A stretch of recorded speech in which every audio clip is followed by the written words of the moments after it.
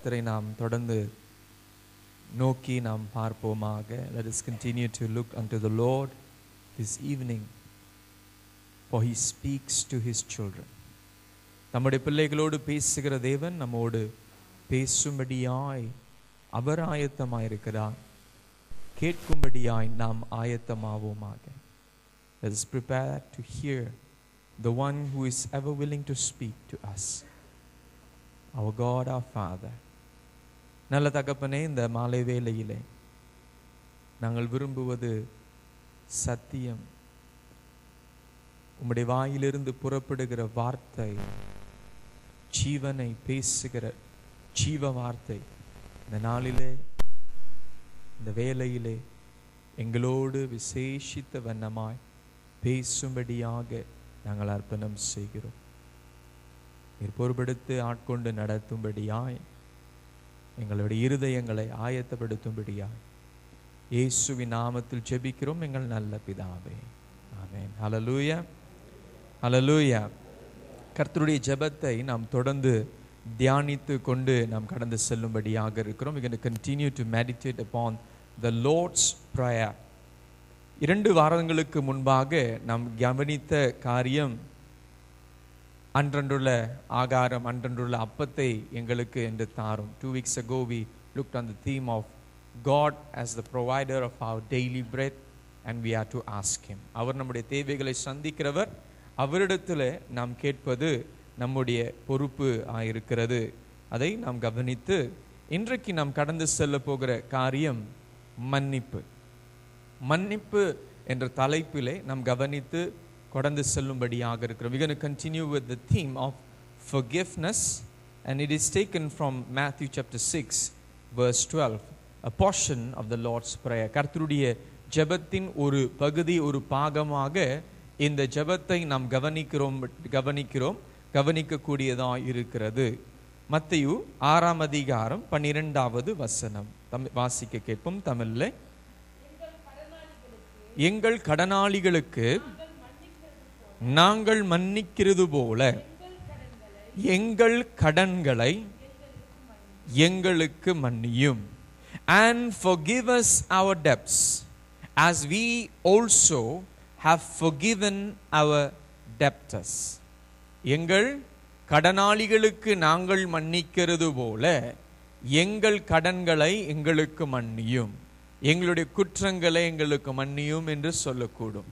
அப்ப இந்த ஜெபத்தை பார்க்கும் பொழுது, இந்த ஜெபத்தின் பகுதியானது என்று பார்க்கும் பொழுது 14வது வசனத்திற்கு வரும் பொழுது, 15வது வசனத்தில் வரும் பொழுது அதனுடைய விளக்கம், இந்த கர்த்தருடைய ஜெபத்திலே சொல்லப்படுகிற எல்லா காரியத்திற்கு ஒரு குறிப்பிட்ட பகுதிக்கு மாத்திரம் இந்த ஜெபத்திற்கு பின்னே வருகிற ஒரு விளக்கம் அங்கே இருக்கிறது.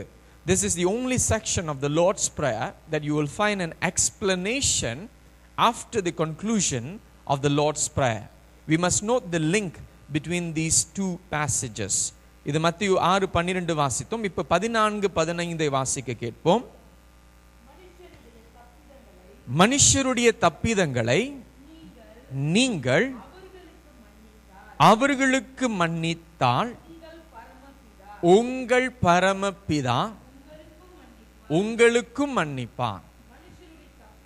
மனுஷருடைய தப்பிதங்களை நீங்கள் அவர்களுக்கு மன்னியாதிருந்தால் உங்கள் பிதா உங்கள் தப்பிதங்களையும் மன்னியாதிருப்பார்.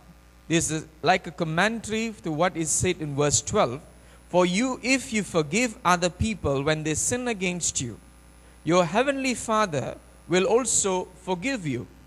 But if you do not forgive others their sins, your Father will not forgive your sins. And this is very plain, simple for each one of us to understand. இதை வாசிக்கும் பொழுது ரொம்ப சுலபமாய் புரிந்து கொள்ளக்கூடிய ஒரு காரியமாய், ஒரு சத்தியமாய் இருக்கிறது. சுலபமாய் புரிந்து கொண்டாலும் போராட்டமாய் செயல்படுகிற ஒரு காரியம். Although the message is so simple and straightforward, but yet this is something that a lot of us, many of us struggle in our own lives. நம்முடைய சொந்த வாழ்க்கையிலே இந்த காரியத்தை போராடுகிறோம். இந்த போராட்டத்திலே எப்படி நாம் மேற்கொண்டு செல்வது? முதலாவது கவனிக்கிறோம். முதலாவது பகுதியாக மன்னிப்பு என்ற தலைப்பு, forgiven என்ற தலைப்பில் நாம் கவனிக்கும்படியாக இருக்கிறோம். மத்தேயு 6:12 மீண்டுமாய் வாசிக்க கேட்போம். Matthew 6:12 once again. எங்கள் கடனாளிகளுக்கு நாங்கள் மன்னிக்கிறது போல. ஆமென். எங்கள் கடனாளிகளுக்கு நாங்கள் மன்னிக்கிறது போல எங்கள் கடன்களை எங்களுக்கு மன்னியும். Forgive us our debts. தமிழ்ல இரண்டாவது பகுதி, ஆங்கிலத்தில் முதலாவது பகுதியில் இருக்கிறது. ஆனால் நாம் கவனிக்கிற முதல் காரியம் என்னவென்றால், எங்கள் கடன்களை, எங்கள் குற்றங்களை, எங்கள் பாவங்களை எங்களுக்கு மன்னியும். Forgive us our debts, forgive us our sins, forgive us our transgressions, forgive us Lord. அப்ப மன்னிப்பை குறித்து நாம் பார்க்கிறோம். இப்ப வேதத்திலே பார்க்கும் பொழுது நாம் யார், நாம் யார் என்று பார்க்கும் பொழுது, கவனிக்கும் பொழுது, who are we, what kind of people are we considered as? உலகம் பார்க்கும் பொழுது நல்லவங்க என்று சொல்லலாம். உலகம் கவனிக்கும் பொழுது, நண்பர்கள் பார்க்கும் பொழுது, உற்றார் உறவினர் பார்க்கும் பொழுது நம்மை பார்த்து நல்லவர்கள் என்று சொல்லக்கூடும். The world, people, relatives, people who know us, our friends might say very good person. That is the world's way of evaluation. மனுஷர் பார்க்கிற பார்வை அப்படியா இருக்கும், அது மனித பார்வை. ஆனால் வேதத்திலே தேவ பார்வை நமக்கு வெளிப்பாடாய் வருகிறது. In scripture we find God's perspective or God's view of us as humans. இது ரோமர் 3:23 வாசிக்கும் பொழுது நாம் கவனிக்கிறோம். Romans chapter 3 verse 23. ஒருவர் தமிழ்ல, ஒருவர் ஆங்கிலத்தில் வாசிக்க கேட்போம். யாருமா இவங்கெல்லாம்? நீங்கள்ல உங்களையும் சேர்த்து தான் சொல்றீங்களா? இங்க இருக்கிறவங்க மாத்திரமா இல்ல வெளியே இருக்கிறவங்களுமா? வெளிநாடுல இருக்கிறவங்க எல்லாரும். alright, for all have sinned. வாசிங்க. எல்லாரும் பாவம் செய்து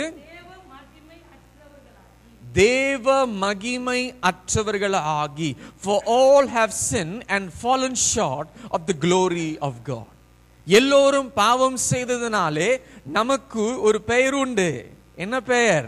பாவி. பாவிகள். எல்லாரும்ல தனிப்பட்ட ஒரு நபர்னா பாவின்னு சொல்லலாம், எல்லாரும் சேர்த்து சொல்லணும்னா பாவிகள். The Bible says we are sinners because we have sinned. We have sinned against God and against other people. தேவனுக்கு விரோதமாயும் அயலாருக்கு விரோதமாயும் நாம் பாவம் செய்திருக்கிறோம். அதனால வேதம் சொல்லுகிறது நாம் பாவிகள் என்று. இந்த பாவத்தின் நிமித்தம் என்ன நடக்கிறது? ஏசாயா 59 2வது வசனம் சொல்லுகிறது, தேவனுக்கும் நமக்கும் இடையிலே ஒரு பிளவு வந்திருக்கிறது. There is a separation between us and God because of our sin. ஏசாயா 59 2வது வசனம், தேவனுடைய முகம் எப்படியா இருக்கிறதுன்னு வாசிக்கிறோம். உங்கள் அக்கிரமங்கள், உங்கள் பாவங்களே உங்களுக்கும் உங்கள் தேவனுக்கும் நடுவாக பிரிவினை உண்டாக்குகிறது.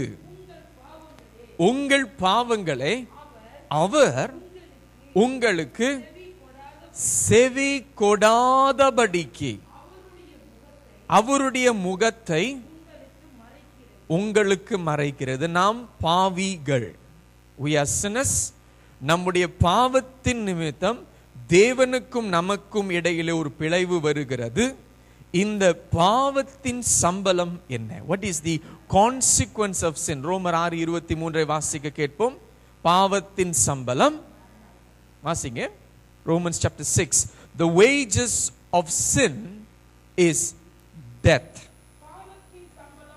பாவத்தின் சம்பளம் மரணம். தேவனுடைய கிருபை வரமோ நம்முடைய கர்த்தராகிய இயேசு கிறிஸ்துவினால் உண்டாகிய உண்டான நித்திய ஜீவன். பாவத்தின் சம்பளம் மரணம். நாம் பாவிகள். பாவத்தின் நிமித்தம் தேவனுக்கும் நமக்கு ஒரு பிளவு உண்டாயிற்று. இந்த பாவத்தின் நிமித்தம் நமக்கு உண்டாக வேண்டிய சம்பளம் மரணம். We are sinners. Sin has separated us from God, and the final consequence of sin is it leads us to death. We are to be destroyed. அப்ப தேவனுக்கும் நமக்கும் இடையிலே இருக்கிற நிலை இதுதான். This is the condition that we are as sinners, apart from God, separated from God. நம்முடைய முடிவு எங்கே? அப்ப பாவிகள் என்று நாம் முதலாவது உணர வேண்டும். அந்த சத்தியத்தை நாம் ஏற்றுக்கொள்ள வேண்டும். நான் அவ்வளோ பாவம் செய்யல. நம்மளே நம்ம தேற்றுகிற, நம்மளே நாம் ஏமாற்றுகிற ஒரு சொல். Alright, we say I don't sin as much. முன்ன விட கொஞ்சம் போய் சொல்றேன். என்னமோ சொன்னீங்க, ஒயிட் லை, கொஞ்சம் ஒயிட் அடிச்சிட்டீங்களா, ஒயிட் வாஷ் ஆயிருச்சு. Alright, I don't lie as I used to lie. Last time I was worse. It's not about you getting better. The condition that we are in is we are sinners. And because of our sin, we are separated from God. The wages of sin is death. We are separated from God. And we need to know that I need God's forgiveness. தேவனுடைய பாவ மன்னிப்பு எனக்கு தேவை, எனக்கு அவசியம். இன்றைக்கு மனுஷனுக்கு என்ன தேவை என்று கேட்டால் பணம் தேவை, வீடு தேவை, உடை தேவை, இதெல்லாம் தேவைதான். ஆனால் உண்மையான தேவை தேவ சமூகத்தில் அவரிடத்தில் பாவ மன்னிப்பு நமக்கு தேவை. If you ask any human being today, you ask what is their need, they say finances, we need a shelter, we need clothing. Yes, those are physical needs that we need. But much more than that, we need God's forgiveness. We can have all that. But without God's forgiveness, there's no life. இவைகள் எல்லாம் இருந்து, பணம் இருந்து, வீடு இருந்து, சொத்து சுகம் எல்லாம் இருந்தும் தேவனிடத்தில் மன்னிப்பு பெற்று அவரோடு உறவு இல்லை என்றால் எல்லாம் விருதா. It becomes useless. So we need to realize, I need God's forgiveness. தேவனுடைய மன்னிப்பு எனக்கு தேவை. We truly need to be forgiven by God for all our sins, for we need it. சங்கீதம் 130 மூன்றாவது வசனம் சொல்லுகிறதை வாசிப்போம். Psalm 130 verse 3. Somebody read in English and somebody in Tamil. கர்த்தாவே நீர் அக்கிரமங்களை கவனித்து இருப்பீரானால் யார் நிலை நிற்பா? ஆண்டவரே. வாசிங்க ஆங்கிலத்தில். ஆங்கில பைபிள் இருந்தா வாசிங்க, இல்லைன்னா பரவாயில்லை. If you Lord should mark iniquities, who could stand? என் குற்றங்கள் நீர் மனதில் கொண்டால் நிலை நிற்க முடியாதையா. என் குற்றங்கள் நீர் மனதில் கொண்டால் நிலை நிற்க முடியாதையா. மன்னிப்பு தருபவரே, உம்மைத்தான் தேடுகிறேன். மன்னிப்பு தருபவரே, உம்மைத்தான் தேடுகிறேன். உம்மை நோக்கி கதறுகிறேன். விரைவாய் உதவி செய்யும். உம்மை நோக்கி கதறுகிறேன். விரைவாய் உதவி செய்யும். என்னுடைய குற்றங்கள், நம்முடைய பாவங்கள் தேவன் கணக்கு வைப்பார் என்றால் யாரும் இருக்க முடியாது. If God was to keep an account of our sins, none of us can stand. So we need God's mercy. அப்ப நாம் என்ன செய்ய வேண்டும்? தேவனிடத்தில், அவரிடத்தில் பாவ மன்னிப்புக்காக நாம் மன்றாட வேண்டும், மனம் திரும்ப வேண்டும். We must repent and seek God's forgiveness that we may be forgiven by him. அப்போஸ்தலர் 3:19 வாசிக்க கவனிப்போம். மன்னிக்கணும், தமிழ்ல 20, ஆங்கிலத்தில் 19. வாசியுங்கள். உங்கள் பாவங்கள் நிவர்த்தி செய்யும்படும் பொருட்டு நீங்கள் மனம் திரும்பி குணப்படுங்கள். இன் இங்கிலீஷ் 3:19 இருக்குங்களா? Repent then and turn to God so that your sins may be wiped out, that times of refreshing may come from the Lord. Amen. அப்ப பாவம் செய்து தேவனிடத்திலிருந்து பிரிக்கப்பட்டவர்கள், மரணத்துக்கு ஏதுவாய் வாழ்ந்து கொண்டிருக்கிறவர்களுக்கு தேவனிடத்தில் பாவ மன்னிப்பு நமக்கு தேவை. we need God's forgiveness. ஆனால் வேதம் சொல்கிறது தன் பாவத்தை மறைக்கிறவர்களும் உண்டு. There are people who can and will and does, they do cover up their sins. அருமையாய் செய்வோம். தமிழ்ல சொல்லுவாங்க, ஒரு பொய்யை மறைக்கிறதுக்கு இன்னொரு பொய், அந்த பொய்யை மறைக்கிறதுக்கு இன்னொரு பொய். அப்ப இதில் என்ன செய்கிறோம் என்றால், பாவத்தை மறைக்க பாவம் செய்கிறோம். ஆனால் அதை யாரிடத்திலிருந்து அதிகமாய் மறைக்க பார்க்கிறோம்? மனுஷரிடத்திலிருந்து அதிகமாய் மறைக்க பார்க்கிறோம். When we try to cover up our sins, our attempt to cover up our sins is to cover it up from people. யாரும் பார்த்திடக்கூடாது, யாரும் தெரிஞ்சிடக்கூடாது. நம்ம என்ன நினைக்கிறோம்? மனுஷனுக்கு பயந்து வாழ்ந்து கொண்டிருக்கிறோம். We live in fear of people. அவன் பார்த்துட்டா மானம் போயிருமே, அவனுக்கு தெரிஞ்சிட்டா, இவங்களுக்கு தெரிஞ்சிட்டா நமக்கு பேரு கெட்டு போயிருமே. மனிதர்களுக்கு பயந்து பயந்து வாழ்கிறவர்கள் நாம் உணரணும், தேவன் எல்லாவற்றையும் பார்க்கிறவர். God is a God who sees everything. அவருடைய கண்களுக்கு மறைவான காரியம் ஒன்றுமே இல்லை. There's nothing that is hidden in the eyes of God. God sees everything. So the word of God says, he who covers his sins will not prosper. தன் பாவத்தை மறைக்கிறவன் வாழ்வு அடைய மாட்டான். தமிழ்ல கொஞ்சம் சுத்தமா சாதாரண தமிழ்ல சொன்னா நாசமா போயிடுவான். அதை அழகா சொல்லிக்கிற, வாழ்வு அடைய மாட்டான். கேட்க நல்லா இருக்கு, அதுல அர்த்தம் என்னன்னா நாசமா போயிடும். ஏன்னா நம்ம நினைக்கிறோம் நம்முடைய பாவம் நம்மை காப்பாற்றும். We think our sin will save us, but sin is actually destroying us. நாம் மறைத்து மறைத்து வாழ்ந்து கொண்டிருக்கிற அந்த பாவம் நம்மை அழித்து கொண்டிருக்கிறது. நீதிமொழிகள் 28:13 வாசிக்கும் பொழுதுதான் பார்க்கிறோம், பாவத்தை மறைக்கிறவன் வாழ்வடைய மாட்டான். அதற்கு ஒரே தீர்வு மாத்திரமே உண்டு. There's only one solution to come out of that. என்ன செய்யணும்?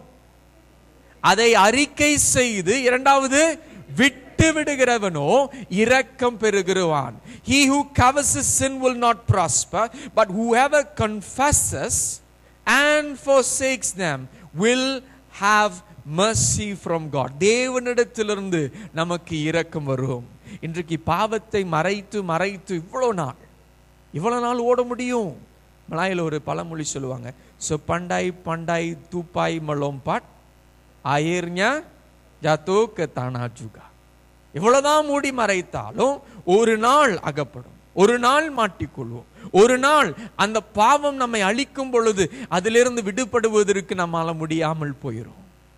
When one day the sin comes and conquers us, sin rules over our lives.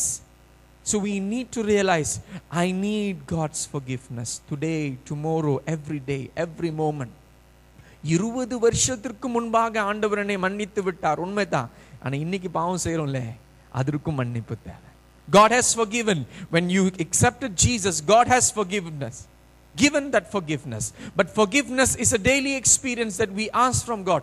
Lord, I have failed you. I need your forgiveness. ஆண்டவரே உமக்கு விரோதமாய் நான் செயல்பட்டிருக்கிறேன், எனக்கு மன்னிப்பு தேவை. அப்ப அறிக்கை செய்யும் பொழுது அவரிடத்துல இரக்கம் பெறுவோம். When we confess, God gives his forgiveness. தேவன் நம்மை மன்னிக்கிற ஆண்டவர். எபேசியர் 1:7 வாசிக்கும் பொழுது நாம் கவனிக்கிறோம், God has forgiven us through the works of Christ on our behalf. நம்முடைய நீதியின் செயல்கள் எல்லாம் அழுக்கான கந்தைகளை போல் இருக்கிறது என்று வேதம் சொல்கிறது. All the works of our righteous works are like filthy rags. That is what the word of God says to us. Nothing stands before God. அழுக்கான கையை வச்சுட்டு யோசித்து பாருங்க, அழுக்கான கையை வச்சுட்டு அழகான கேக் செஞ்சா கேக் எப்படி இருக்கும்? அழுக்காதான். இவ்வளோ அழகா இருந்தாலும், எவ்வளோ அழகுபடுத்தினாலும் அழுக்கான கைகள், அழுக்கான ஜீவியம், நம்முடைய நீதியின் செயல்கள் எல்லாம் அப்படிதான் இருக்கிறது. If we have dirty hands and we use the dirty hands to make a beautiful cake, but yet what happens is our dirt, the dirt that is in our hands, the sin that is in our lives goes into the works of righteousness. நான் இங்க கொடுக்கறேன் தெரியுங்களா, அந்த social சர்வீஸ்ல இருக்கேன் தெரியுங்களா, எந்தெந்த இடத்துக்கு உதவி செய்யறேன் தெரியுங்களா, அதெல்லாம் நீதியின் செயல்கள், அதெல்லாம் நம்மை ரட்சிக்காது. All our works of righteousness will not save us, and that is why Jesus had to come to this earth to die on our behalf. இதனால தான் இயேசு இந்த உலகத்திற்கு வந்து நம் சார்பாக நம்முடைய பாவத்திற்காக இவர் வந்து மரிக்கும்படியாக அவர் தீர்மானம் எடுத்து வந்ததை நாம் பார்க்கிறோம். அப்ப எபேசியர் 1:7 வாசிக்கும் பொழுது சத்தியம் சொல்லுகிறது. Ephesians chapter 1:7 வாசியுங்கள். அவருடைய கிருபையின் படியே இவருடைய, யாருடைய இரத்தத்தினாலே? இயேசுவின் இரத்தத்தினாலே பாவ மன்னிப்பு ஆகிய மீட்பு இவருக்குள் நமக்கு உண்டாயிருக்கிறது. ஆங்கிலத்தில் வாசிக்க கேட்போம். In him we have redemption through his blood, the forgiveness of sins in accordance with the riches of God's grace. யாருடைய இரத்தத்தினாலே நமக்கு மன்னிப்பு? நம்மளுடைய எந்த பிளட் குரூப்பா இருந்தாலும் நம்முடைய பிளட் குரூப், நம்ம ரத்தம் நம்மை பாதுகாக்காது, காப்ப முடியாது, காப்பாற்றவே முடியாது. Whatever blood groups we have, whatever quality of blood we have, அதுல சுகர் இருந்தாலும் கொலஸ்ட்ரால் இருந்தாலும் அது நம்மை காப்பாற்றாது. இயேசுவின் ரத்தம் மாத்திரமே நம்மை காப்பாற்றக்கூடிய ரத்தம். ஹalleluya. இயேசுவின் ரத்தம் மாத்திரமே நம்மை விடுவிக்கக்கூடிய ரத்தம். It is only the blood of Jesus that can save us. It is only the blood of Jesus that gives us redemption. மீட்பு, ரட்சிப்பு இயேசுவின் ரத்தத்திலே மாத்திரமே உண்டு. அப்ப இந்த ரத்தத்தின் மூலமாய் தேவன் நம்மை மன்னிக்கிறார். ஹalleluya. நம் மனம் திரும்பி அவரிடத்திலே அவருடைய ரத்தத்தை சார்ந்து அவருடைய செயல்களை சார்ந்து தேவ சமூகத்தில் வரும் பொழுது அவருடைய பாவ மன்னிப்பு நமக்கு வருகிறது. We receive God's forgiveness. God forgives us. 1 யோவான் 1:9 சொல்லுகிறதை பார்க்கும் பொழுது கர்த்தர் எப்படியாய் நாம் மன்னிக்கிறார்? நான் என்ன செய்யணும்? மேலிருந்து குதிக்கணுமா? இல்ல நான் வந்து முட்டிக்கால 1 மணி நேரம் நின்னா கர்த்தர் என்னை மன்னிப்பாரோ? மார்ட்டின் லூதர் செய்த காரியங்களை சில கவனிக்கிறோம். Martin Luther was a person who thought he can get penance from God by doing actions, kneeling down, climbing up ladders and staircase on your knees. God will forgive me. இப்படி செயல்படுகிறவர்கள் அநேகர் உண்டு. தங்களுடைய செயல்கள் மூலமாய் அவர்களுடைய பாவம் மன்னிக்கப்படும் என்று. There are many who do this. They think by doing acts of service unto God that God will forgive their sins. But that is not how we receive forgiveness. பாவ மன்னிப்பு தேவனிடத்திலிருந்து பெற்றுக்கொள்வது அப்படியாக செயல்கள் அல்ல. 1 யோவான் 1:9 சொல்லுகிறது தான் நாம் பாவ மன்னிப்பை பெறுவதற்கு ஒரே வழி. How we receive forgiveness is what 1 John chapter 1:9 says. வாசியுங்கள். நம்முடைய பாவங்களை நாம் என்ன செய்யணும்? அறிக்கையிட்டால் பாவங்களை நமக்கு மன்னித்து எல்லா அநியாயத்தையும் நீக்கி நம்மை சுத்திகரிப்பதற்கு அவர் உண்மையும் நீதியும் உள்ளவராய் இருக்கிறார். வாசிங்கள் ஆங்கிலத்திலே.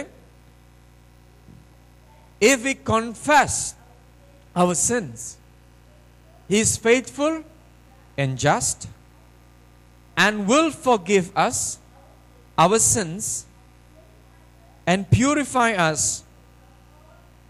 from all unrighteousness. Amen. அப்ப தேவனிடத்தில் மன்னிப்பு பெறுவதற்கு செய்ய வேண்டிய என்ன காரியம்? வேற ஒன்றும் இல்லையா? வேற ஒன்றும் செய்ய தேவையில்லையா? அவ்வளவுதானா? காசு, பணம், ஏதாவது செயல்கள் ஒன்றும் வேண்டாமா? அவ்வளவு சுலபமா அதான் நம்மளால அதிகாரமா ஏற்றுக்கொள்ள முடியல. ரொம்ப சிம்பிளா இருக்க. A lot of us probably struggle because it is too simple to be forgiven. I thought I must do more. செய்து பழகிட்டோம், நிறைய செய்து ஆண்டவருக்கு கடவுளுக்கு என்று சொல்லி அதிகமாய் செயல்களை செய்து செய்து நமக்கு பாவ மன்னிப்பு வரும், மோட்சம் அடையவோம் என்று செய்து செய்து, ஆனா வேதம் சொல்லுகிறது ஒண்ணுமே செய்ய வேணாம், உன்னுடைய பாவத்தை அறிக்கை செய்து கர்த்தர் கொடுக்கிற மன்னிப்பை ஏற்றுக்கொள். That is the gospel. அதுதான் சுவிசேஷம், அதுதான் சத்தியம், அதுதான் கர்த்தர் செய்த செயல்.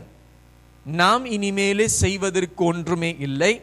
அறிக்கை செய்து மனம் திரும்பி அதை விட்டுவிட்டு அவரிடத்தில் அந்த பாவ மன்னிப்பை ஏற்றுக்கொள்ளுகிற கடமை மாத்திரமே நம்முடையது. Our responsibility is now to confess, to repent, to forsake that sin and to receive God's forgiveness. And that is the simplicity that we find it difficult. Forgiveness, பாவ மன்னிப்பு. ஆனா அந்த பாவ மன்னிப்புக்கு என்ன விலை? What is the price of forgiveness? What is the price? Priceless. விலை இல்லாத ஒரு காரியம். என்றால் இயேசு தம்முடைய சொந்த ஜீவனை கொடுத்து, இதை உணரணும் நாம். இலவசம், சுலபம், ஆனால் விலை உயர்ந்தது. We must realize this truth, and this truth must go deep within us, that we receive forgiveness. It is free of charge. It is very simple to be forgiven. It requires repentance, not much action, not much of investment, but yet how we receive this forgiveness is through the work of Jesus on the cross. சிலுவையிலே இயேசு மரித்து அவர் கடந்து சென்ற பாடுகள், வேதனை, அந்த பாடுகள் மூலமாய் வருகிற பாவ மன்னிப்பு விலை உயர்ந்தது. விசேஷித்தமான ஒரு பாவ மன்னிப்பு. The forgiveness that we receive from God through Jesus is priceless. It cannot be measured. It was given through a life that died on the cross, that suffered for us. The forgiveness that we receive is God's forgiveness of losing His one and only Son.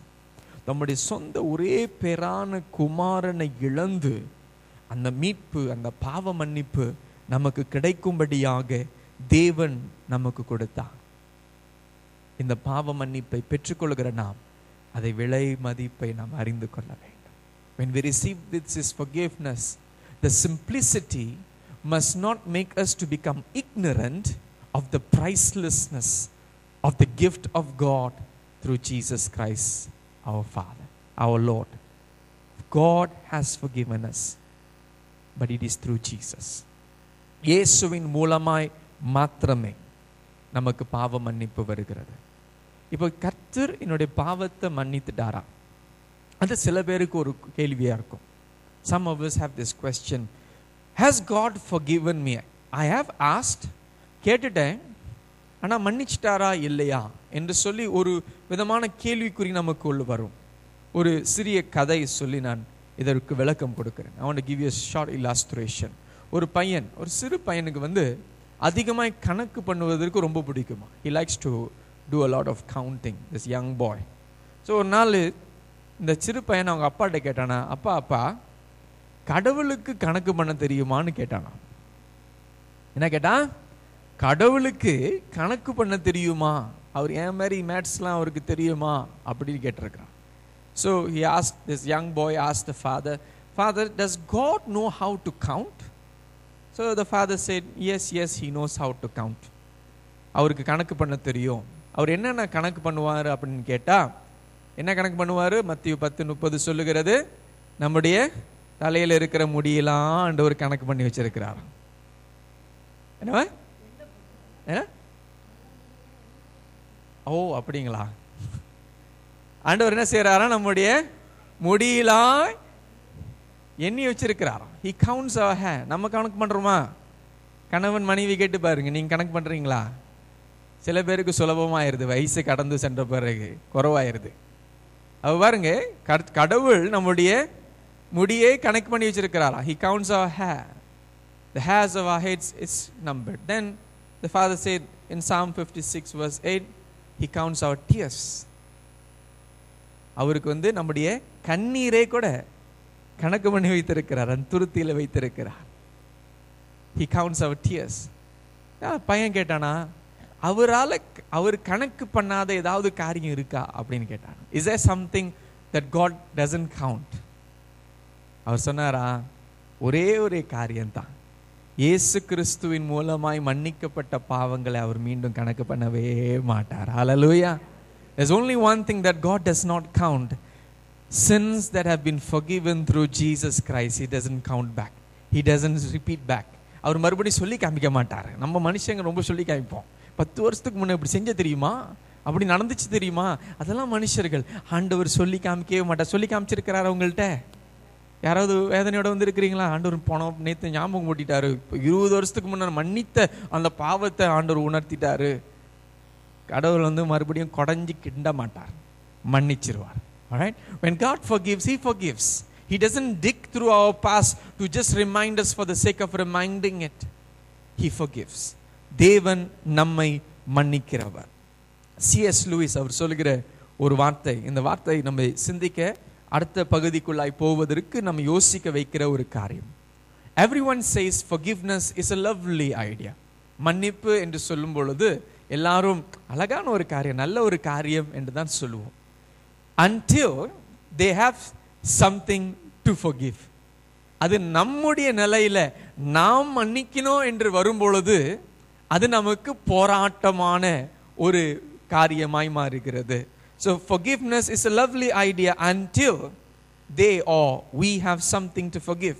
And that is what we go into in the second part of that prayer. இரண்டாவது பகுதிக்கு போகும் பொழுது இந்த ஜெபத்தில் நாம் பார்க்கிறது காரியம், பிறர் குற்றங்களை நாங்கள் மன்னிக்கிறது போல எங்கள் குற்றங்களை எங்களுக்கு மன்னி. Forgive us our debts as we also have forgiven our debtors. So we are forgiven by God and we are called to forgive. தேவனால் மன்னிக்கப்பட்டவர்களாகிய நாம் மன்னிக்கும்படியாக அந்த அழைப்புக்குள்ளாக அழைக்கப்படுகிறதை நாம் பார்க்கிறோம். ஏன் மன்னிக்க வேண்டும்? ஏனென்றால் தேவன் முதலாவது நம்மை மன்னித்தார். It is God who first forgave us. He loved us first. தேவன் செய்வதெல்லாம் அவர்தான் முதலாவது செய்வார். Everything that God does, He always does it first. He shows everything, then He says, now you do like me. கர்த்தர் செய்து விட்ட பிறகு அவர் அதற்கு பிறகு சொல்லுவார், நான் செய்ததை நீங்க செய்யுங்க. And that is what the Lord is doing. மத்தேயு 6ஆம் அதிகாரம் 14ஆம் வசனம் 15வது வசனம் வாசிங்கள். மனுஷருடைய தப்பிதங்களை நீங்கள் அவர்களுக்கு என்ன செய்யணும்? மன்னித்தால் உங்கள் பரமபிதா உங்களுக்கும் மன்னிப்பார். கொஞ்ச நேரமா, for if you forgive other people when they sin against you, your heavenly Father will also forgive you. God has already forgiven. He says forgive, but if you refuse to forgive, He says I won't forgive you also. கர்த்தர் மன்னித்து விட்டார். இப்ப மன்னிக்கப்பட்ட நாம் மன்னிக்கும்படியாக கர்த்தர் சொல்லுகிறார். அந்த மன்னிப்பை பெற்ற நான் மன்னிக்கல என்றால் நான் மன்னிக்க மாட்டேன்னு சொல்லுகிறார். தொடர்ந்து வாசிங்க 15வது வசனம். மனுஷருடைய தப்பிதங்களை மன்னியாதிருந்தால் உங்கள் தப்பிதங்களையும் மன்னியாதிருப்பார். மன்னித்த மன்னிப்பேன், மன்னிக்கலனா மன்னிக்க மாட்டேன். If you forgive, I forgive. If you do not forgive, you don't appreciate and don't understand my forgiveness. கர்த்தர் என்ன சொல்ல வருகிறார் என்றால், அவர் கொடுத்த அந்த பாவ மன்னிப்பை நாம் உணரல. The forgiveness that God has given us, we do not appreciate it. we do not understand it. So today, do we need to forgive someone? யாராவது மன்னிக்க வேண்டிய நிலையிலே சூழ்நிலையிலே இங்கே வந்திருக்கிறோமா? யாரும் பேர் சொல்ல வேணாம், ஊர் சொல்ல வேணாம், ஆள் சொல்ல வேணாம். ஆனால் கர்த்தர் நம்முடைய இருதயத்தில் ஆவியானவர் பேசுவார். It is the Spirit of God who speaks into our hearts. He speaks to us and says, do I need to forgive someone? Do I need to forgive someone? When you stand praying, Mark 11:25 சொல்லுகிறது, when you stand praying, ஜெபிப்பதற்கு முன்பே, I'm already praying God, why should I be interrupted? நான் ஜெபித்து கொண்டிருக்கும் பொழுது ஏன் அது இடையில டிஸ்டர்பன்ஸ்லாம் இருக்கக்கூடாது? நான் ஜெபிக்கும் பொழுது கர்த்தர் சொல்லுகிறார், when you stand praying, forgive, for if you have anything against anyone, so that your Father who is in heaven will also forgive your transgressions. வாசியுங்கள். நீங்கள் நின்று ஜெபம் பண்ணும்போது ஒருவன் பேரில் உங்களுக்கு யாதொரு குறை உண்டாயிருக்கும் ஆனால் பரலோகத்தில் இருக்கிற உங்கள் பிதா உங்கள் தப்பிதங்களை உங்களுக்கு மன்னிக்கும்படி அந்த குறையை அவனுக்கு மன்னியுங்கள். இங்க என்ன நடக்கிறது? இந்த மனுஷன் ஜெபிக்க போகிறான். ஜெபிப்பதற்கு முன்பே ஆண்டவர் சொல்றாரு, உன் ஜெபத்தை விட உன் மன்னிப்பு நான் எதிர்பார்க்கிறேன், உன்னுடைய மன்னிக்கிற இருதயத்தை நான் எதிர்பார்க்கிறேன் சொல்லுகிறார். More than the words that we pray, God is saying, I am looking forward to a forgiving heart. Forgive even before we pray. But I know and understand, as a human as much as you are, forgiveness is not as easy as it may seem. மன்னிப்பு என்று சொல்லும் பொழுது ஒரு சுலபமான ஒரு காரியம் இல்லை என்று ஒரு மனுஷனாய் இருக்கிற நான் அதை அறிந்து கொள்கிறேன். It is not an easy topic to preach, neither to hear and apply. But yet that is the command. We cannot change that. இது சுலபமான ஒரு காரியம் இல்லாமல் இருந்தாலும் அதுதான் கர்த்தருடைய வார்த்தை. கர்த்தருடைய வார்த்தை நாம் ஏற்றுக்கொள்கிறோம். அப்ப இன்றைக்கு ஏன் மன்னிக்க முடியல? கோபம். இந்த நபர் பார்த்தீங்களா, அவர் இன்னொரு நபர் மேல அவ்வளோ கோபம். நம்ம லெஃப்ட்ல இருக்கிறோமா ரைட்ல இருக்கிறோமா நமக்கு தான் தெரியும். ரைட்ல தான் இருக்கிறோங்களா? கோபம் இப்படியாவது செஞ்சிடணும், பழி வாங்கிறது. இன்னைக்கு சீரியல் பார்த்தா பழி வாங்கிறதுக்கு நீங்க ட்ரைனிங் எடுத்துடலாம். அருமையான ட்ரைனிங் கொடுப்பாங்க. 30 வாரம் 60 வாரம் 1 வருஷம் 2 வருஷம் கூட ட்ரைனிங். எப்படி பழி வாங்கணும், ஒரு குடும்பத்தை எப்படி அழிக்கணும், நல்ல ட்ரைனிங் கொடுக்குறாங்க. கோபத்தை இன்னும் அதிகப்படுத்துவதற்கு. இப்ப பாருங்க, மன்னிக்க முடியாத காரியங்களுக்கு காரணங்கள் என்ன? கோபம். Anger is one reason that we are not able to forgive. The anger controls us. செய்த காரியம் நம்முடைய கோபத்தை தூண்டுகிறது. நடந்த சம்பவங்கள் நம்முடைய வேதனையை தூண்டுகிறது. இரண்டாவது வேதனை. Second one is பெருமை. Pride is another reason. Anger is another reason. But another thing that is very personal and much more difficult is hurt. வேதனை. கோபம் ஒரு பக்கம். ஆனால் அந்த கோபம் எதிலிருந்து வருகிறது என்றால் ஆழ மனசில் நம்முடைய உள்ளார்ந்த மனுஷனில நாம் காயப்பட்டவர்கள். காயப்பட்டதினால அந்த காயப்பட்ட இருதயத்திலிருந்து மன்னிப்பு வருகிறதல்ல. Because our hearts have been hurt, we have been the one who has been affected. The one who's been affected by what has happened, the incidences, நடந்த சம்பவங்கள். இப்போ அவர் கேட்கிறார், how can I forgive when it hurts so much? எல்லாருக்கும் மன்னிக்கக்கூடிய நிலைகள் வித்தியாசம். என்னுடைய பெருசு உங்களுடைய சிறுசன் அல்ல. ஒவ்வொருவருக்கும் வித்தியாசமான இருதயம், வித்தியாசமான காயங்கள். Each one of us have our own hearts and have our own hurts. And the hearts that are hurting cannot forgive. மன்னிக்க முடியாது. ஆனால் இந்த காயப்பட்ட இருதயங்கள், காயப்பட்டதினாலே கோபம், மன்னிக்க முடியாத தன்மை, அதில் உண்டாகுகிற ஒரு சுவாபம் என்னவென்றால் கசப்பு. என்னவா? bitterness. கசப்பு. கசப்பு நம்முடைய வாழ்க்கையில உண்டாகும் பொழுது அந்த கசப்பு நம்ம என்ன செய்யும்? What does bitterness do to us? எபிரேயர் 12ஆம் அதிகாரம் 15வது வசனம். இது உங்களுடைய நோட்ஸ்ல இல்லாத ஒரு வசனம். This is not in your notes, you may want to note down. எபிரேயர் 12ஆம் அதிகாரம் 15வது வசனம் வாசியுங்கள். ஒருவனும் தேவனுடைய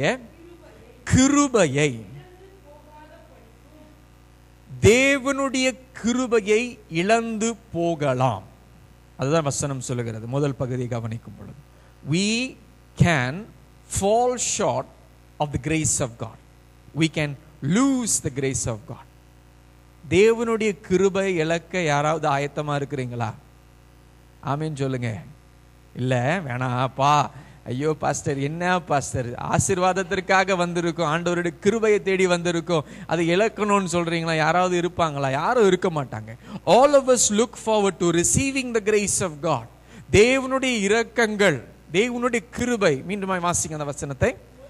ஒருவனும் தேவனுடைய கிருபையை இழந்து போகாதபடிக்கு. இழந்து போகலாம்.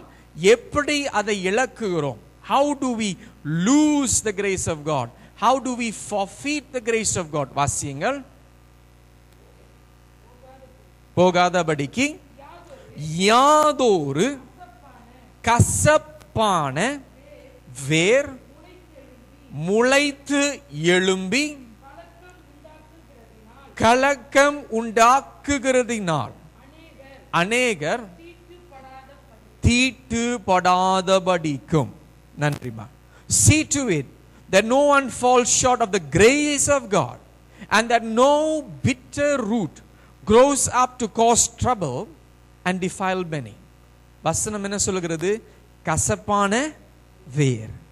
நம்ம நினைக்கிறோம் கசப்பு அது ஒரு ஃபீலிங் அப்படின்னு நினைச்சிரோம்.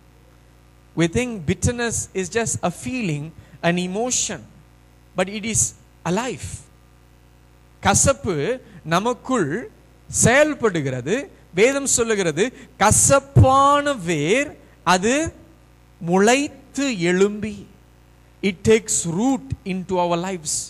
நம்முடைய ஜீவியத்திற்குள்ளாக அது நுழைந்து எல்லா பகுதியிலும் போய் நம்மை கசப்பானவர்களாய் மாற்றுகிறது. It makes us to become bitter. நம்முடைய சிந்தை, நம்முடைய சுயம், நம்முடைய வாழ்க்கை, நம்முடைய ஜீவியத்தை மாற்றுகிறது. Bitterness transforms us. நம்மை கசப்பானவர்களாய் மாற்றுகிறது. இந்த கசப்பான வேர் சாதாரண வேர் அல்ல. It is not a normal root in that sense. It says that the root of bitterness is a common demonic root in the lives of people who have been hurt. பாதிக்கப்பட்டவர்களுடைய வாழ்க்கையிலே இந்த கசப்பின் வேரானது பிசாசினுடைய ஒரு கருவியாய், ஒரு தந்திரமாய் அது மாறுகிறது. இதை நாம் பார்க்கும் பொழுது, நாம் செயல்படும் பொழுது, ஊழியத்தில் கவனிக்கும் பொழுது இது உண்மை. It is very true. When you minister to people, you find the root of bitterness becomes a bondage. ஒரு கட்டு, கசப்பு. கசப்பு நமக்கு வைக்கிற, நாமே வைக்கிற ஒரு ஆப்பு. அதான் உண்மை. வைக்கிறோம், நமக்குள்ளே வச்சுக்கிறோம், கடைசியில் நமக்கே வேதனை.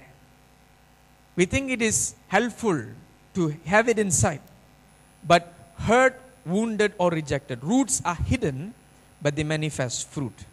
வேர்கள், கசப்பின் வேர் நம்முடைய வாழ்க்கையில் இருக்கலாம், ஆனால் அது நம்முடைய கனியில தெரியும், செயல்களில் தெரியும், பேச்சில் தெரியும், சிந்தையில் தெரியும், நாம் செய்கிற காரியங்களிலே அது வெளிப்பட ஆரம்பிக்கும். அப்ப மன்னிக்க முடியாத அந்த போராட்டத்தில் நாம் உட்கார்ந்து அது சொகுசா இருக்கும் என்று நினைக்கிறோம் என்றால், if we think unforgiveness is something that is very comfortable, I am already here for so many years, 20 வருஷமா இப்படியே இருந்துட்டேன், நான் ஏன் மாறணும் என்று நினைத்தீங்கன்னா, அந்த கசப்பின் வேர் ஒரு நாள் நம்மை அழித்து விடும். தேவன் நமக்காக வைத்திருக்கிற வாழ்க்கை வாழாமல் நம்ம அந்த கசப்புக்கு அடிமையாய் நாம் மாறிவிடுகிறோம். லூயிஸ் ஸ்மித்ஸ் என்ற ஊழியர் சொல்லுகிற ஒரு வார்த்தை, ஒரு சொல், a phrase that is said, a quote by Louis Smith, a minister of God. He says, to forgive is to set a prisoner free. மன்னிக்கும் பொழுது சிறைச்சாலையில் போடப்பட்ட ஒருவர் விடுவிக்கப்படுகிறார். ஆனால் அந்த சிறைச்சாலையில் இருக்கிறவர் யார் என்றால் நாம் தான். To forgive is to set a prisoner free and discover that prisoner was you. நாம் மற்றவர்களை மன்னிக்காமல் இருக்கும் பொழுது அந்த மன்னிக்காத சிறைச்சாலையிலே நாம் மாட்டிக்கொள்கிறோம். We are caught in the prison of unforgiveness. அவங்கள மன்னிக்க முடியாது, அந்த நபரை மன்னிக்க முடியாது, அந்த குடும்பத்தை மன்னிக்க முடியாது. 20 வருஷத்துக்கு முன்பே நடந்தது இருக்கலாம், இல்ல 10 வருஷத்துக்கு முன்னே நடந்திருக்கலாம், இல்ல நேற்று நடந்த காரியமா கூட இருக்கலாம். மன்னிக்காமல் இருக்கும் பொழுது அந்த சிறைச்சாலையிலே உட்கார்ந்து இருக்கிறது நாம். ஆனா மன்னிக்கும் பொழுது அதிலிருந்து நாம் விடுவிக்கப்படுகிறோம். When we forgive, we are set free. So that is what we find in the parable of Jesus when he speaks about forgiveness. மன்னிப்பை குறித்து பேசும் பொழுது மத்தேயு 18ஆம் அதிகாரம் 21 to 35 வரை நீங்கள் வீட்டில் போய் வாசிக்கலாம். அதிலே நாம் பார்க்கும் பொழுது பேதுரு ஒரு கேள்வி கேட்கிறார். என்ன கேள்வி கேட்கிறார்னா ரொம்ப முக்கியமான ஒரு கேள்வி கேட்கிறார். என்ன கேட்கிறார்? 21வது வசனம் வாசியுங்கள். மத்தேயு 18:21. அப்பொழுது பேதுரு அவரிடத்தில் வந்து, ஆண்டவரே, என் சகோதரன் எனக்கு விரோதமாய் குற்றம் செய்து வந்தால் நான் எத்தனை தரம் மன்னிக்க வேண்டும்? 7 தரம் மட்டுமோ? பேதுரு கேட்கிற கேள்வி கொஞ்சம் ஆராய்ந்து பார்க்கணும். We need to just ponder a little bit. He is not asking whether should forgive or shouldn't forgive. மன்னிக்கணுமா மன்னிக்க கூடாதான்னு கேள்வி கேட்கவே இல்லை, மன்னிக்கணும்னு தெரிஞ்சிருச்சு. இப்ப இதுல இருந்து கொஞ்சம் தப்பிக்கிறதுக்கு எத்தனை வாட்டி மன்னிக்கணும் ஆண்டவரேன்னு கேட்கிறாரு. பயங்கர வில்லங்கமான ஒரு கேள்வி. ஒருவேளை அவருக்கும் அந்திரியாவுக்கு ரொம்ப சண்டை நடந்திருக்கா நமக்கு தெரியல, இல்ல மற்ற சீஷர்களோடு என்ன சண்டை நடந்திருக்கோ தெரியல. He knew forgiveness is God's command, but he had another question behind that question. He says, Lord, I know you say must forgive. I've been hearing you preaching about forgiveness. Now I'm asking you, how many times I must forgive this fella?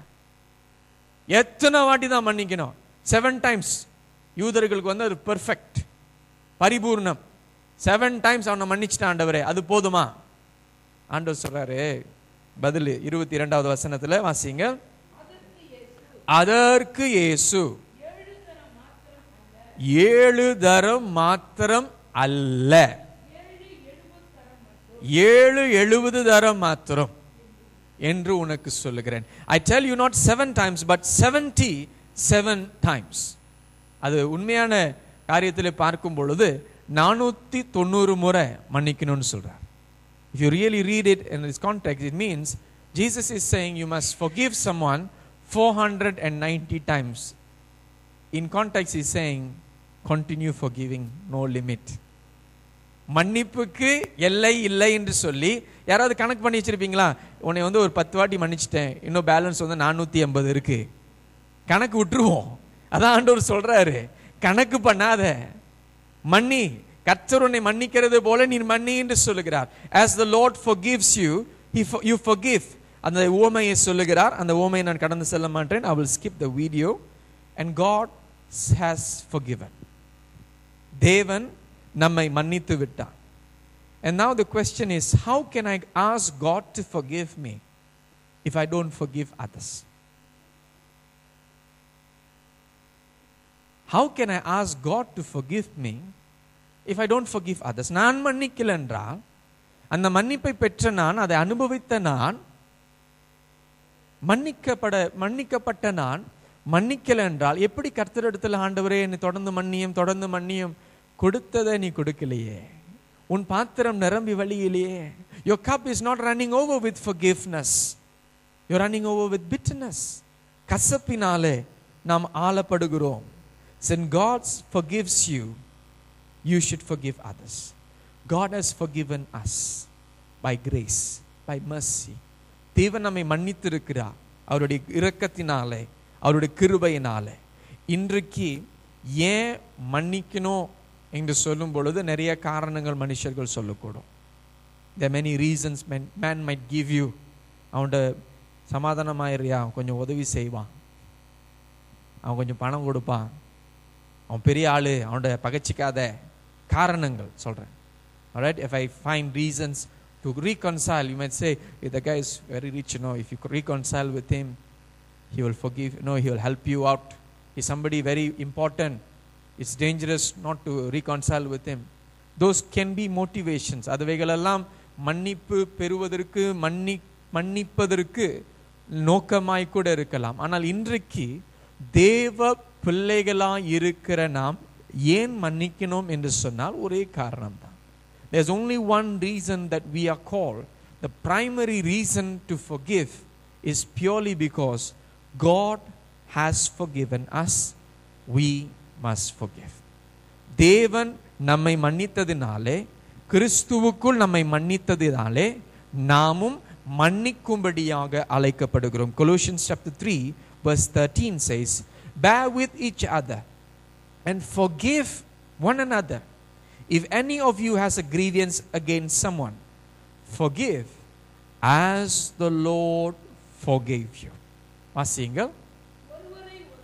ஒருவரை ஒருவர் தாங்கி, ஒருவர் பேரில் ஒருவருக்கு குறைபாடு உண்டானால், கிறிஸ்து உங்களுக்கு மன்னித்தது போல ஒருவருக்கு ஒருவர் மன்னியுங்கள். எப்படி மன்னிக்கணும்? கிறிஸ்து நம்ம எப்படி மன்னித்தாரோ சொல்றாரு, ஆண்டவரே நீங்க மன்னிச்சிட்டீங்க, நான் மன்னிக்கிறேன்னு சொல்ற. I have received, I have release. What you receive is what you release. பெற்றுக்கொண்டதை தான் கர்த்தர் கொடுக்க சொல்லுகிறார், இல்லாத ஒன்றதே இல்லை. ஆனால் பெற்றுக்கொள்கிறோமா? பெற்றுக்கொண்டதை உணர்கிறோமா? Do we understand? Do we experience? Do we realize the forgiveness that we are receiving? And then it becomes easy. And of course the greatest example of forgiveness is what we find on the cross itself. The cross is our forgiveness. The life that died on that cross was our forgiveness. சிலுவையிலே நாம் பாவ மன்னிப்பை பெறுகிறோம். சிலுவையின் மூலமாய், அந்த மரணத்தின் மூலமாய், அந்த பாடின் மூலமாய் நாம் பாவ மன்னிப்பை பெறுகிறோம். அதே சிலுவையிலே இயேசு ஒரு வார்த்தையை பேசுகிறதை நாம் பார்க்கிறோம். நம்ம ஒவ்வொரு குட் ஃப்ரைடே 7 வசனங்கள் வார்த்தைகளை தியானிச்சுட்டு போயிட்டு அதிகமாக செயல்படுகிறது ரொம்ப போராட்டமாயிருது. Many of us come meditate every Good Friday on the 7 words on the cross, but yet to practice, to apply it, we seem to struggle. But Jesus said something so profound, so powerful. Father, forgive them. பிதாவே இவர்களை மன்னியும். எப்ப 2000 வருஷத்திற்கு பிறகு சொன்னாரா? பாடு மத்தியிலே, அந்த கஷ்டத்தின் மத்தியிலே, அந்த வேதனையின் மத்தியிலே ஆண்டவர் அவர்களை மாத்திரமே அல்ல, நம்முடைய பாவ மன்னிப்புக்காக அங்க மன்றாடுகிறதை பார்க்கிறோம். He is not only praying for the forgiveness of the people there, he is praying for our forgiveness on the cross in that pain. அப்ப இன்றைக்கு மன்னிக்க கற்றுக்கொள்ள வேண்டும். ஜாய்ஸ் மேயர் ஒரு தேவ ஊழியர்கள், அவர் சொன்ன ஒரு வார்த்தை, unforgiveness is spiritual filthiness. மன்னியாத தன்மை ஆவிக்குரிய வாழ்க்கையில் ஒரு அசுத்தமான ஒரு காரியமா இருக்கிறது.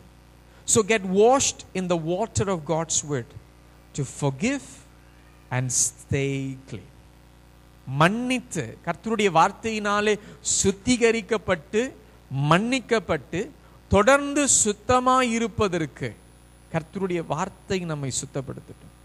இப்போ இன்றைக்கு மன்னிச்சிருவோம், நாளைக்கு ஒரு புது சோதனை வரும், நாளைக்கு ஒரு புது போராட்டம் வரும், மறுபடியும் அந்த கசப்பின் வேறு தூண்டி அது எழும்பும்.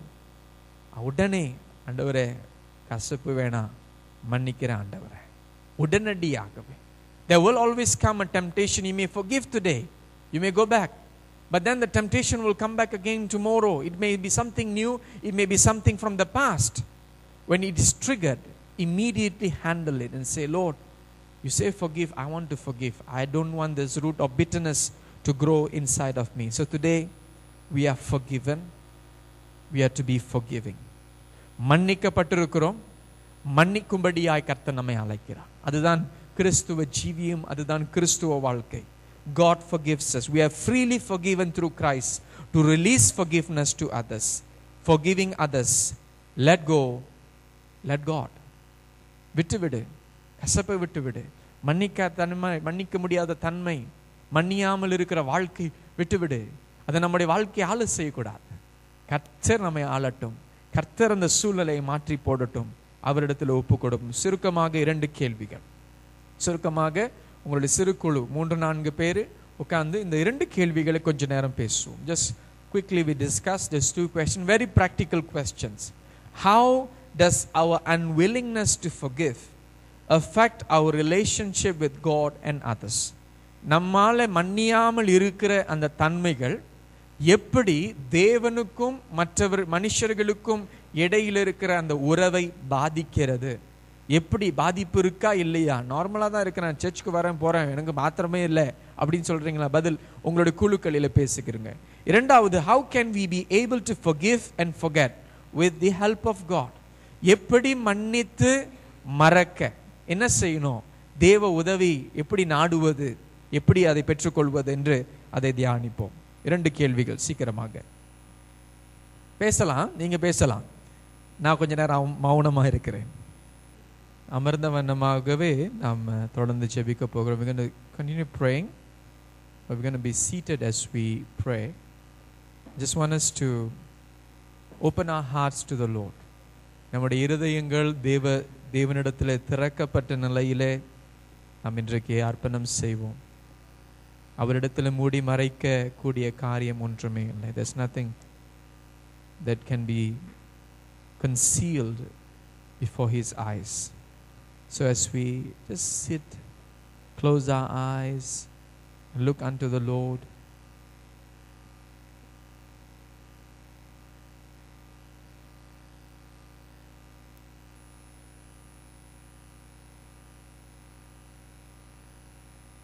allow the Spirit of God to bring His word into our hearts.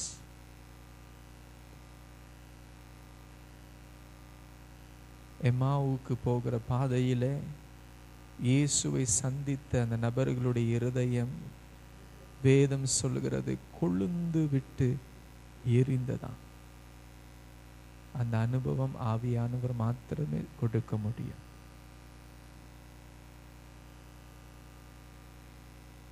சபராதுஷ்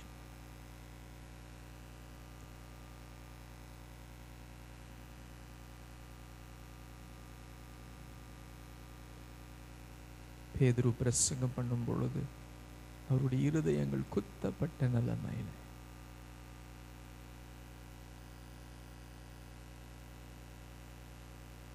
ஆவியானவர் மாத்திரமே அதை செய்ய முடியும். இன்றைக்கு கசப்பினாலே சிக்கி மாட்டிக்கொண்டு வந்திருக்கிறோம்.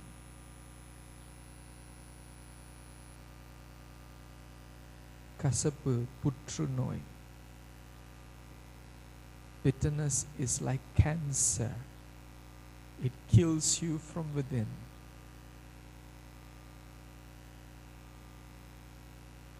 இன்றைக்கு கர்த்தர் சமூகத்தில் நம்மை நாம் தாழ்த்தி ஒப்பு கொடுப்போம். Just surrender ourselves to the Lord.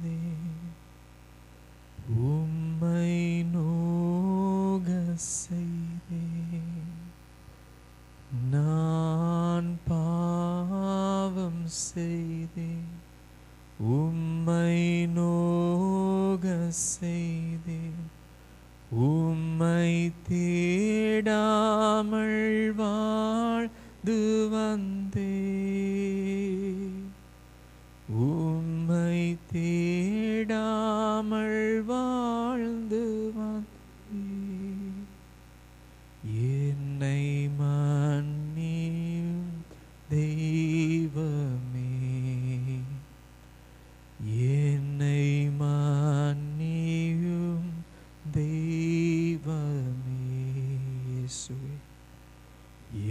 இயேசுவே என் தெய்வமே,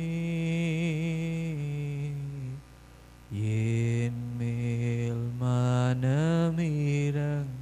சொல்லுமா, இயேசுவே என் மேல் மனமிரங்கும். பிறர் குற்றம் மன்னித்தோம், ஆதலால் எங்கள் குறைகளை மன்னியுமே. பிறர் குற்றம் மன்னித்தோம், ஆதலால் எங்கள் குறைகளை மன்னியுமே. குறைகளை மன்னியுமே. அப்பா பிதாவே, அப்பா அப்பா பிதாவே, அப்பா அப்பா பிதாவே, அப்பா அப்பா பிதாவே, அப்பா. இன்றைக்கு ஆவியானவர் பேசினதை முழு மனதோடு ஏற்றுக்கொள்ளுங்கள்.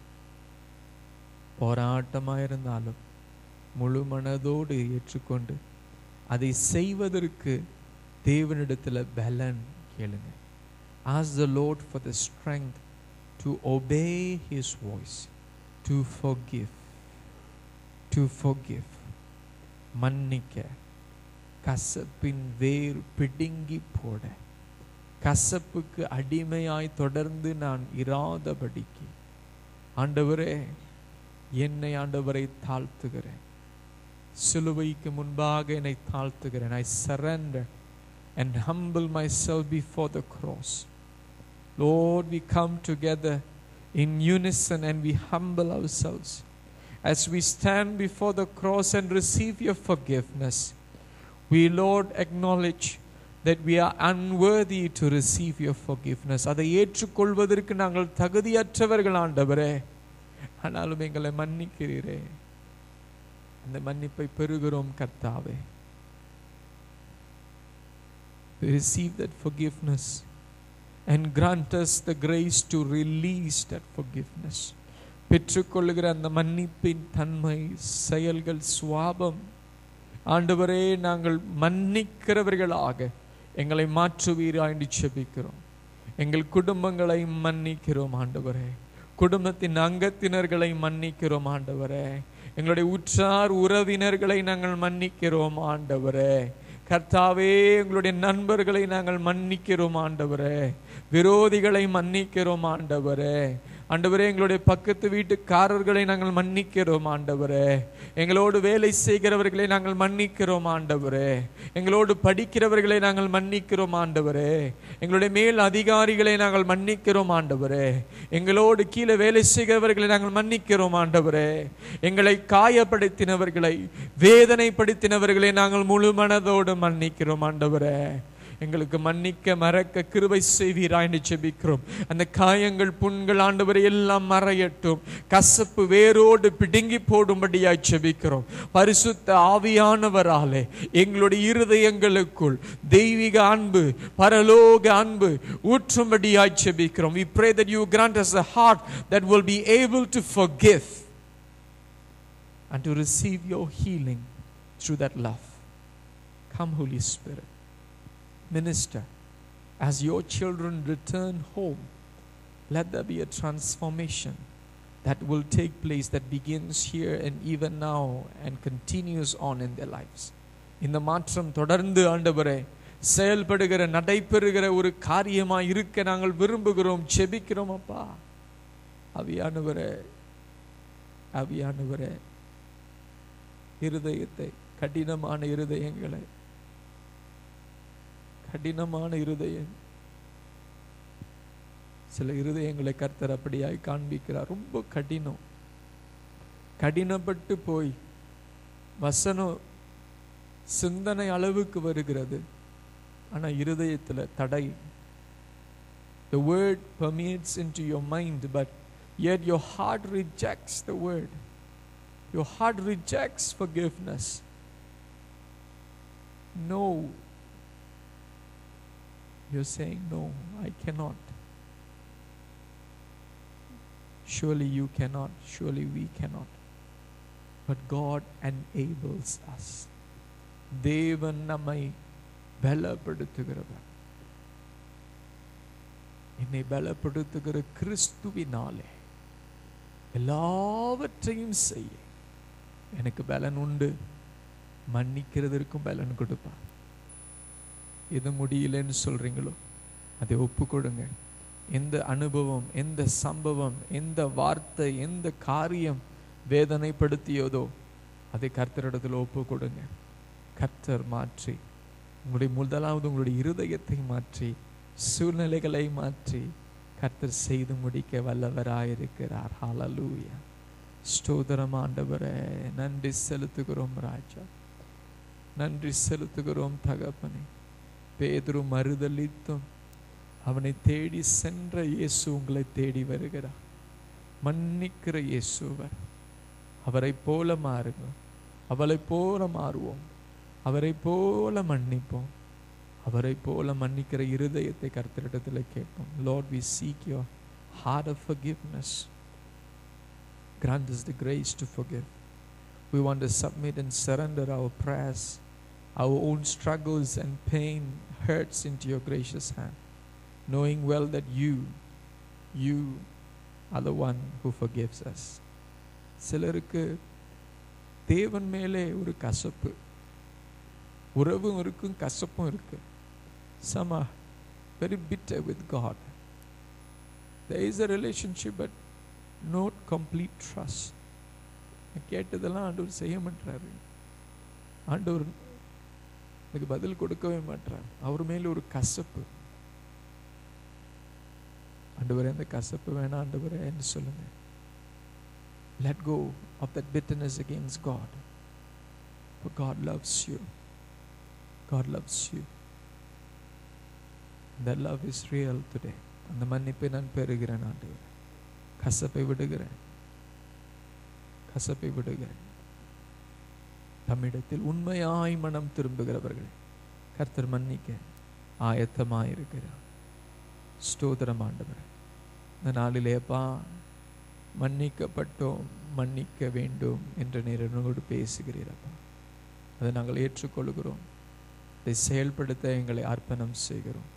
யாராயிருந்தாலும், எந்த சூழ்நிலையாயிருந்தாலும் மன்னிக்கிற இருதயம், கடினப்படுகிற இருதயம், கசப்பான இருதயம் அல்ல, மன்னிக்கிற இருதயம் எங்களுக்கு தந்து எங்களை தொடர்ந்து நடத்தும்படியாய் ஜெபிக்கிறோம். எங்களை தொடர்ந்து முழுமையாய் உம்முடைய பாதத்தில் அர்ப்பணம் செய்கிறோம், சமர்ப்பிக்கிறோம் ஆண்டவரே. நன்றி செலுத்துகிறோம், ஸ்தோத்திரிக்கிறோம். எல்லாவற்றையும் இரட்சகரும் மீட்பருமாகிய இயேசு கிறிஸ்துவின் நாமத்தில் ஜெபிக்கிறோம் எங்கள் நல்ல பிதாவே. ஆமென்.